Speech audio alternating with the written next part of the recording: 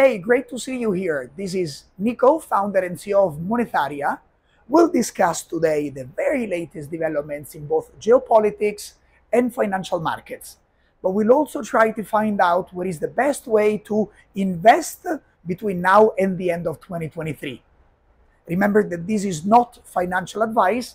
Make your own judgment before investing.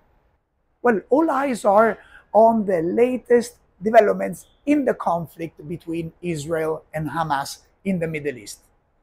The US President Biden has been flying to discuss with the Israeli government the next steps. There are big protests in several different Arab countries, and the situation is very tense. Since the 1970s, every time there have been tensions in the Middle East, oil prices have risen between 40 and several 100% over a short time frame. While in the past couple of weeks, we have seen the WTI and Brent oil prices basically not moving at all. And while this could be for some a sign that markets are not worried about wars and conflicts, I think this is not accurate, and instead developments on future growth, future aggregate demand, which is expected to go down in 2024, has kept investors on their toes. And no one is betting on oil prices going higher for longer because economic growth will accelerate in 2024. And I think this is a great introduction to where we are in terms of global macro developments. Okay, let me get closer as we need to discuss a couple of things. First, I'm in beautiful Barcelona today. I've been traveling these days in between Portugal, Spain, Italy, and Switzerland to discuss with some institutional investors the situation. And I think we need to make reference to a couple of things.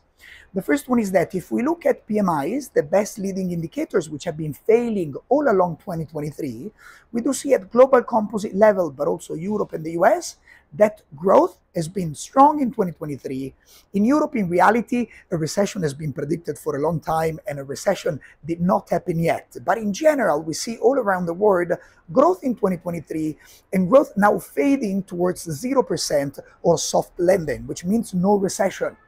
But if we look at other indicators, yes, we do see a confirmation that Europe is around 0.5% growth between now and the end of the year, but the US is doing much better. Bank of America Merrill Lynch nowcast is predicting a Q3 growth annualized 3.8%. Barclays is saying 4.7%, which is very different from 0%. So the US continues to do well. But we have seen recently the biggest fall in consumer confidence since June 2022.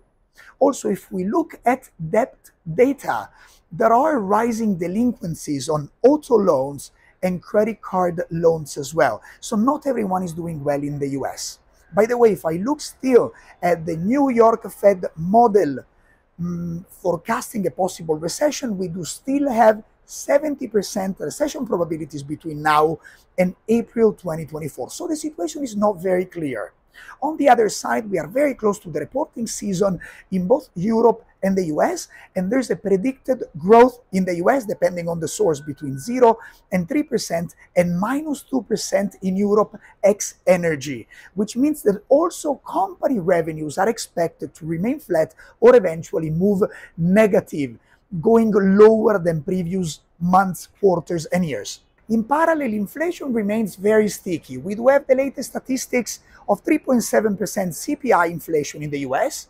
In Europe, we are still waiting for the final September data, which is expected to be at 4.3%, which justifies why central banks continue to report the messaging, the mantra that interest rates will stay higher for longer. This higher for longer mantra has been causing government bonds, especially treasuries, but also bonds, Italian BTPs, and many others to drift higher in the past few weeks in September and October. And this would be different from what would usually happen in case of an upcoming recession. It seems that the ECB in Europe is done with the hikes, while in the US, the Fed at least has been signaling an additional hike in November. Markets do not believe a hike will happen in November, but there's a 50% probability that it will happen in December. In any case, we are very close to the last Fed hike, which means that we are at a pivotal point in the economic cycle. But Government bonds, in the meanwhile, have been seeing their yields rising, which is the opposite of what would happen with the recession.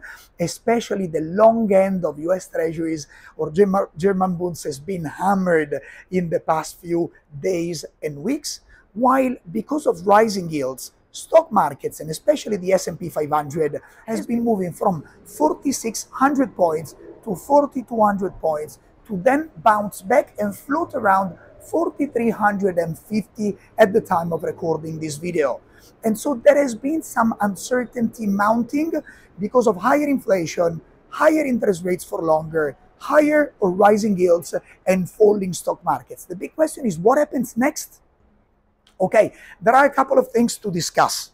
I think on one side, yes, stocks have been falling because of rising yields, but very recently we have seen, as in October 2022, the stock market bouncing back on the 200 moving average, which is a technical level which is considered to be very important.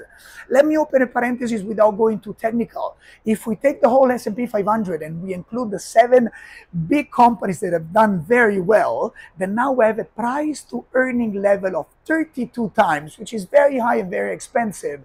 Yes, the S&P index has done very well and has moved down to 4,200 points before bouncing back. But if we take away these 7 companies and we keep the other 493, we would have a PE level of 16 times, incredibly cheaper, and we would have the S&P at 3,900 points. And actually, the performance of the S&P year to date would not be positive, okay? But we still want to discuss about the overall index. So the overall index is bouncing. It will probably go below this 200-day moving average only when we will have a recession. But I do not believe we are at the beginning of a new economic cycle. I do not believe this is already the time to buy back equities. Actually, equity flows are not really positive. They haven't been so far year to date in Europe or in the US, and people keep on accumulating higher income government bonds. What I do expect is between now and next summer, we need to work with the scenario that a recession, eventually shallow, not big, is still possible. Conflicts in the Middle East, and eventually we shouldn't forget Ukraine, will continue to pile up. It's not the time to go entirely defensive, but I think it's the time to sell if we have, and we do in the monetary portfolio, cyclical stocks in the portfolio, sell them to buy cheaper defensive stocks. It is also the time, according to what we do, to increase from basically close to zero to slightly higher than neutral the allocation to the Bitcoin that has typically behaved in the past 24 months as gold and defensive assets. And we continue to be happy to buy the short end of the Treasury and Bund government bonds. These bonds, which have a duration of 2 years, have a maturity which is very close in the future. They continue to pay 3.5% in Germany, above 5% in the US. If yields will continue to rise, there will be no big damage to their performance, which instead will happen to the longer end of Treasury and bond markets, and we can easily navigate the period between now and early 2024. The reason why yields are not expected, at least according to my and our opinion, to compress and so prices to go up in the longer maturities of the Treasury and bond curves, it is because there's an excess of supply of government debt. The US specifically will continue to issue debt. They have a big expansionary fiscal policy, which is justifying their growth, but this will probably keep yields under pressure for a longer time. So in summary, the conflict in the Middle East is concerning. Oil prices haven't gone down because there's an expectation that demand and GDP and growth will fall in 2024.